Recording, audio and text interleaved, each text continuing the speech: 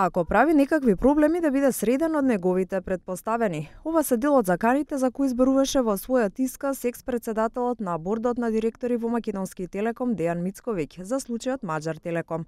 Закан има, вели Мицковиќ, уште пред да сведочам пред американските власти.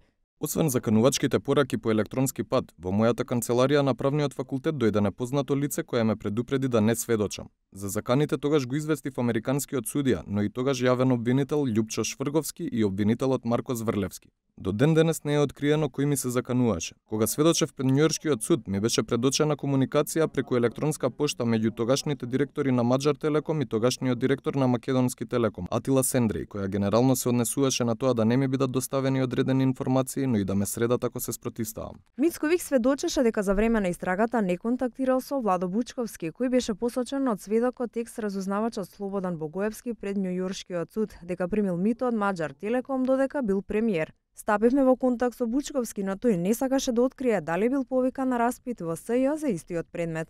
Одбраната на унгарскиот екс-директор истакна дека овој сведок е во нивна корист. Он појасни, тој е негов став, он бил председател на бордот, давал исказ и во Америка пред двајте кеси кривичен предмет.